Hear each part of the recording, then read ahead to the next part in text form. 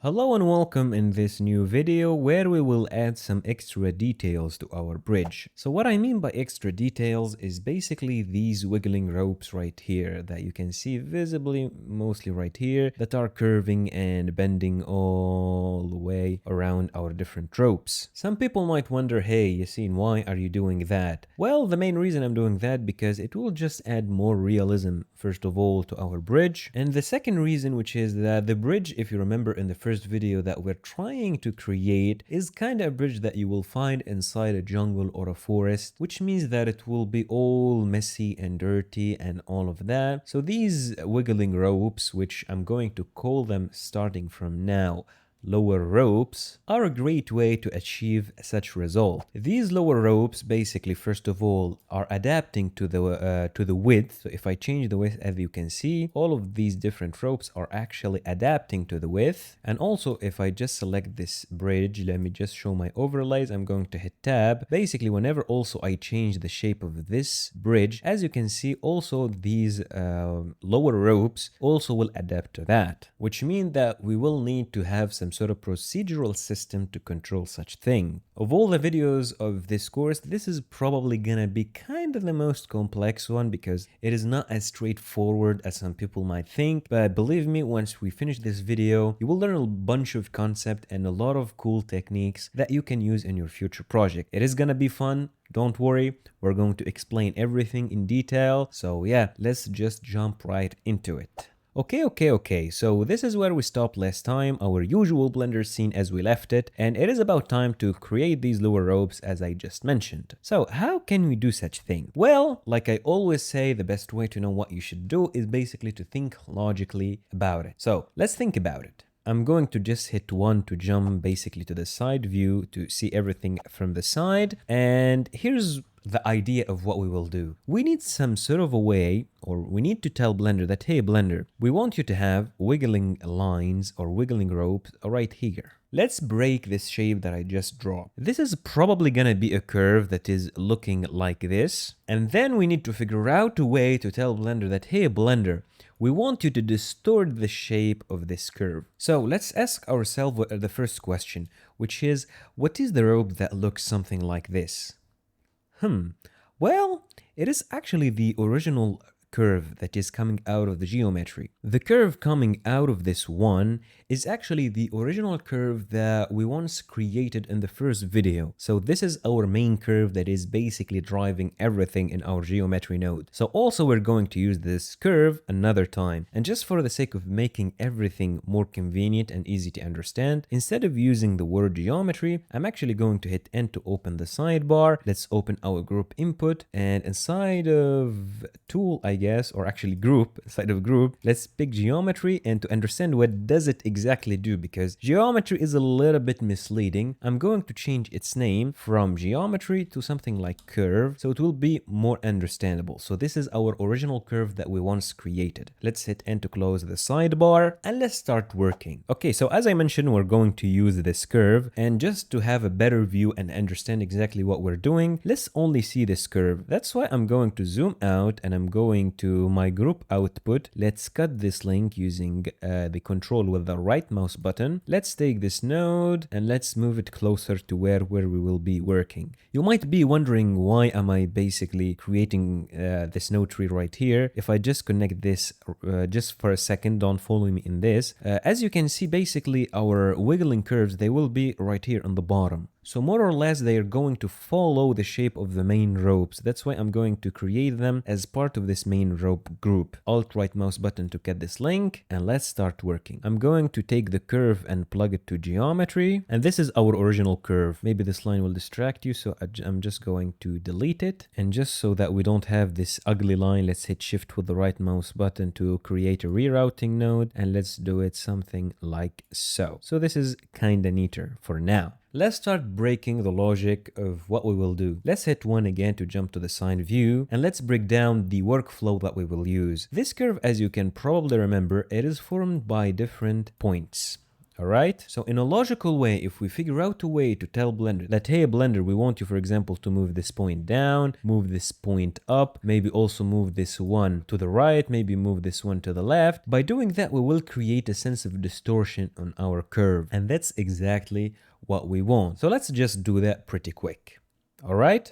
So the first thing that we need to tell Blender is basically to add more points to this curve, which actually we did multiple times by using a node called set, or actually not set. We're going to use another node called resample curve, this one right here. Let's put it here, and instead of having only 10 points, I'm going to add more points. Let's say something like 50. So we will have more points, and basically these lower ropes will be kind of smoother. This count will basically control the number of points in this line or in this curve. Let's put it back at 50. And after doing that, let's add another node, which is also a node that we used before, which is the set curve radius. And this node will be responsible on controlling the radius. Let's put it right here, and let's just put this back to something like 1 meter, because we're going to change that later. After doing this, we need to add a transform node that will allow us to position these lines or these curves in the right position. Here's what I mean. And don't follow me on what I will be doing right now. I'm just going to explain one thing. If I just, let's have this group output right here, and I'm going to take this one and let's plug it to the join geometry, and I'm going to put this back here. I just joined everything together. So as you can see, the curve that is coming out of the group that we are working right now on is basically in the middle. And that's not what we want. We need to tell Blender that, hey Blender, we want you to move this one right here and have another one that is from the other side. So how can we translate all of this to Blender? Well, what is the node that will allow us to control the position of this rope? It is the transform node. So let's go right here and let's go Shift A and let's look for transform and let's put it right here. And basically the translation will allow us to control where this rope will be. All right. And if you remember, I'm going to put it back to 0. And if you remember, we do have this combine XYZ that we created in one of the first videos that is responsible to positioning our basically lower ropes. And in a logical way, our lower ropes will also follow the ropes that we created before. So technically, if we take this vector that is coming out of the combine XYZ and we plug it to the translation, this curve will look like it did disappear, but actually what did really happen, we moved it from the middle to here. If you just keep focusing on my 3D viewport, I'm going to cancel the thing that I did before. I'm going to, let's take this join geometry and let's take this socket and let's plug it to geometry. As you can see, we actually moved it to the right position. If I just do this again so that you can see it clearly, this is the result that we used to have before. And please focus. I'm going to cut this link and let's take this and let's put it to geometry. And as you can see, it is right now in the right position. Okay, perfect.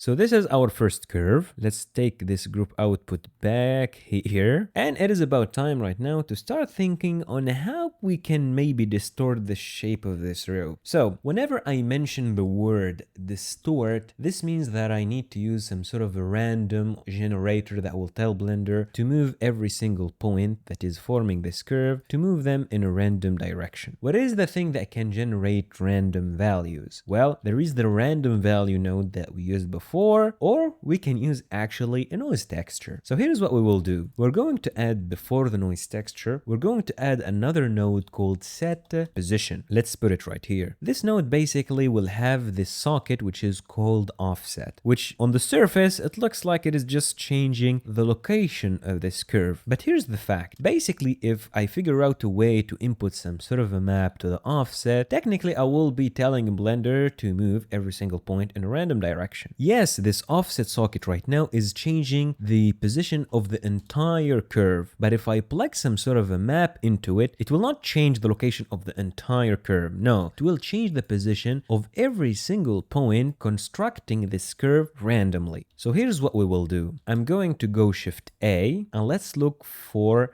noise texture. Let's put it right here and let's just move these here. And I'm going to take the color and plug it to the offset, and boom. As you can see, we're creating some random variation and wiggling things on this curve. And actually, before we keep on going, right now it is about time to see the final result, or to start seeing how the final result will look like. That's why I'm going to get back to my group output and I'm going to move it back to the original position. And let's take this socket and join it with the rest of the geometry using this joint geometry right here. And let's take this and plug it to geometry. And as you can see, we do have our curve right here.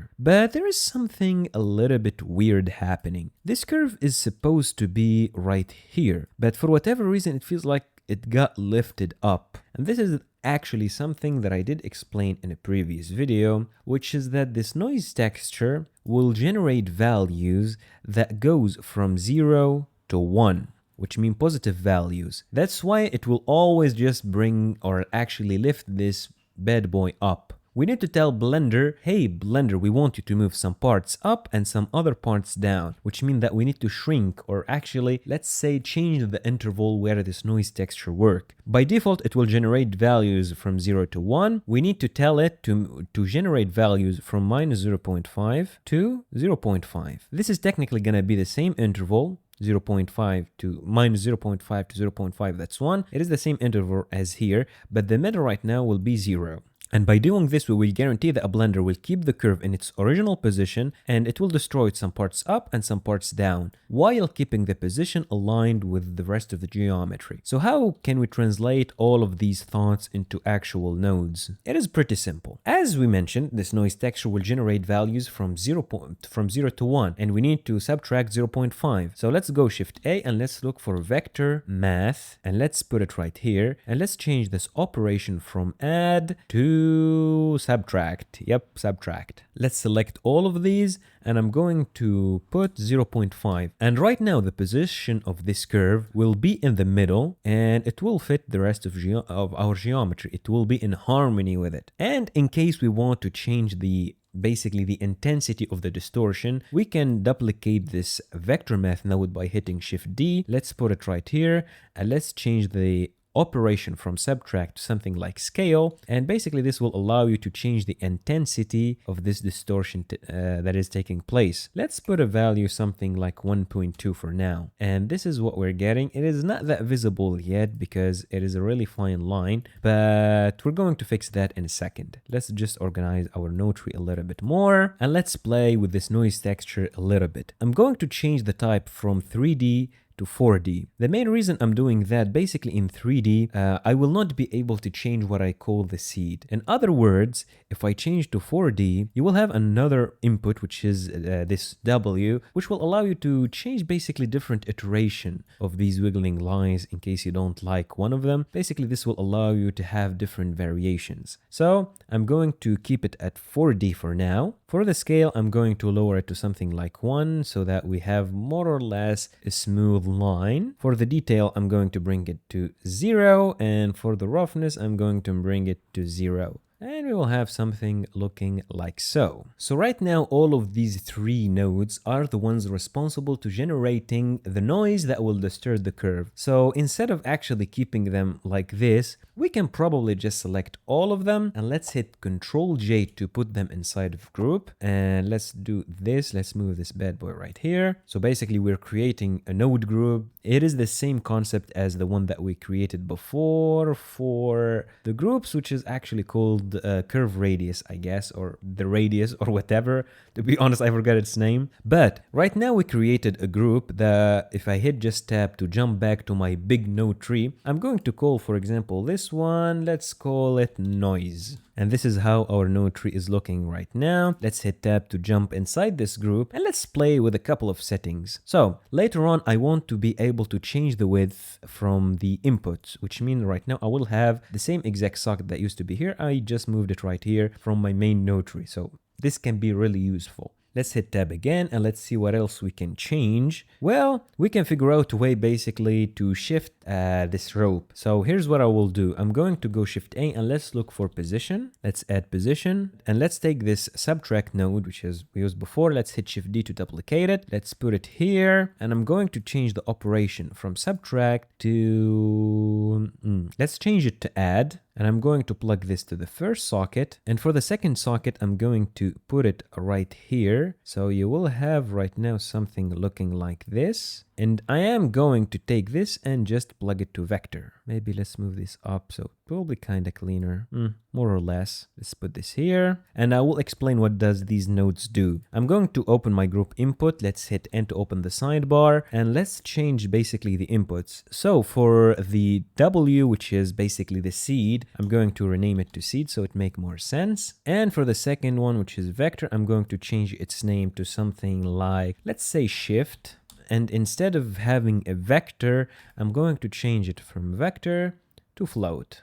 Now, if I just hit tab to exit the group that I just created, the one called noise, I will have something looking like this. So this is kind of neater. The seed, which is the W in my noise texture, as we just mentioned, it is the one called seed right now because it will allow us to change different, or let's say to switch between different variation of these different curves. Let's say we're going to make it a value, I don't know, let's just put it at 1. It doesn't matter, to be honest. And for the shift, it will basically change the position of this curve, but it will do it while keeping the same position. It is pretty similar to the seed, it just will give us more flexibility if we want to change the shape of our lower ropes, let's say. So let's also put this, or let's just keep it at 0. It doesn't matter, to be honest. So right now we do have this noise, and also we do have all of these nodes that we created before that are responsible to creating the curve. Well, what if we also can create a group for all of these different nodes? What I mean is, let's take all of these, let's say something like this, and I'm going to select all of these different nodes, except the noise, and let's hit Ctrl J to put them inside of a group.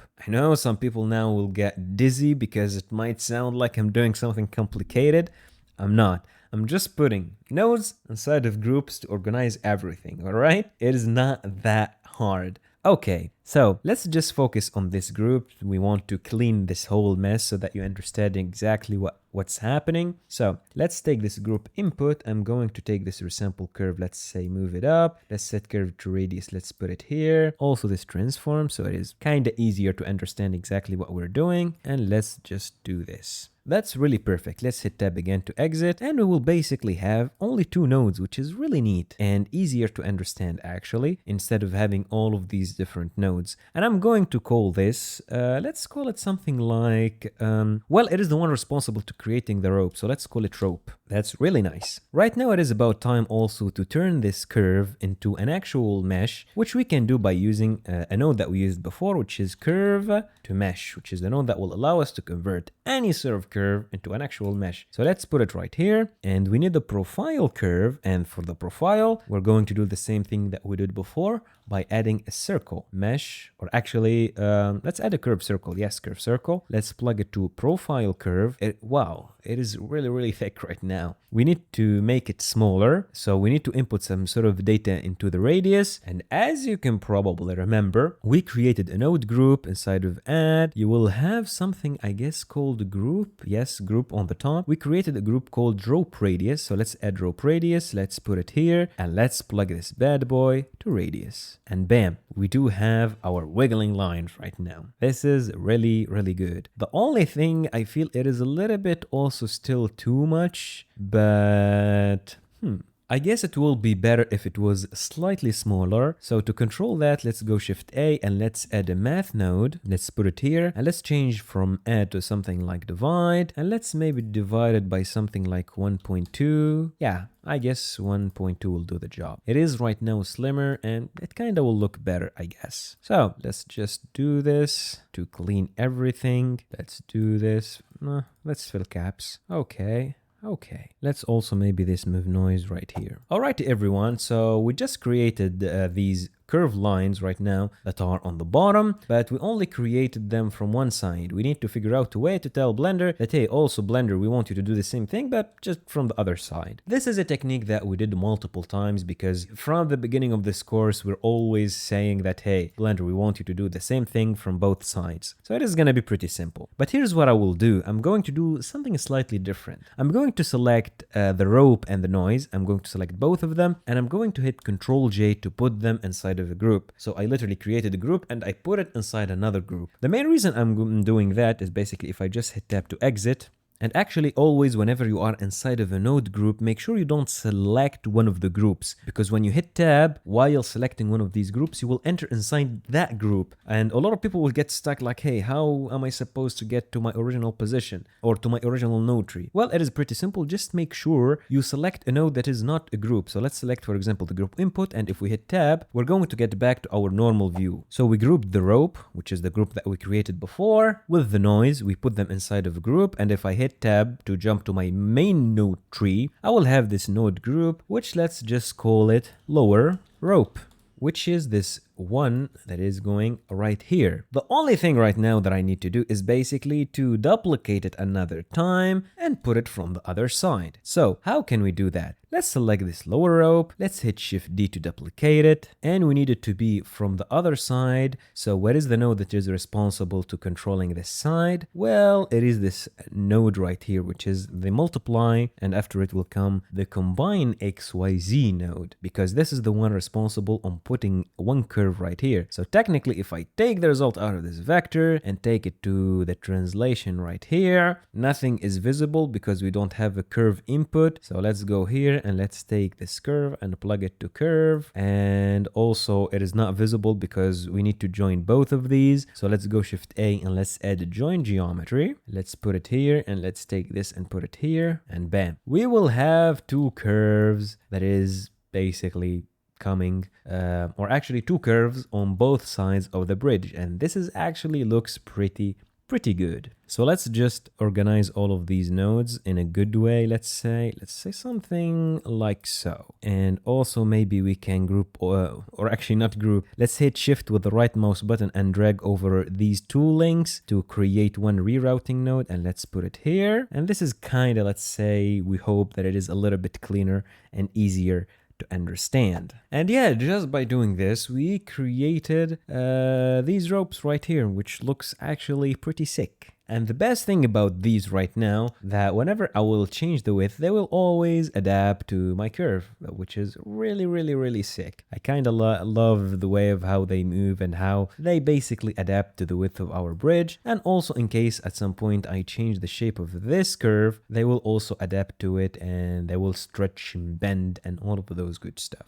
So this is really good. So right now, all I have to do is basically to select all of these nodes. Let's hit Control G to put them inside a label. Let's hit F2 to rename it, and let's call it lower ropes. I might also clean up this node tree a little bit. So let's hit Control Space Bar to maximize our node tree. And let's hit Shift with the right mouse button to create a rerouting node right here. Oh no, let's only move the rerouting node. Let's put it here. Shift with the right mouse button to create another rerouting node. And let's do it just like you're seeing right now. So it is kind of easier to understand. And for this one, let's select both of these two nodes. Let's move them slightly here. Maybe bring them down. And let's hit Shift with the right mouse button to create a rerouting node. Let's put it here. Shift right mouse button to create another one, and let's do it like you're seeing right now. And maybe bring this a little bit down so we will have a straight line. I love straight lines. So this is more or less something, I feel like it is organized that it will be easier to understand. Maybe also let's select this label. Let's jump to node and let's bring the label size up to something like 64. Control Space Bar again. And yeah, we created the lower ropes successfully. I know that this video was a very long video. I hope that you understand. If you feel like you're overwhelmed by what we just did, believe me, it is not that complicated. The only thing that will make you feel like you're lost is basically creating these node groups. But at the same time, I love these node groups for one just very simple reason, which is that they will allow us to have a cleaner node tree. So instead of having all of these different nodes inside basically our node tree and make it more and more elaborate and complex, we can always just put them inside of a group and it will be just look cleaner and neater, let's say. And one last thing I just remembered, we probably will need to control the seed and the shift from the outside. So let's just jump inside one of these lower ropes, and let's take the seed and plug it here, and let's take the shift and plug it here. And right now, if I just hit tab, basically I will be able to control them from here. So maybe in the future, if I want to change how these lower ropes will look like, I will always be able to change them from here. So basically this one will control the one from that side, and the other one, the one from this side. The main reason we don't want them to be basically controlled by the same value, because we will have the same variation on both sides, and this doesn't look realistic. So it will be kind of easier to control only one of them at a time. Right now, make sure to save your file. You don't want to lose your work, especially at this point. And yeah, we finished our bridge, and in the next video, we will start doing some shading, everyone. So yeah, see you in the next video.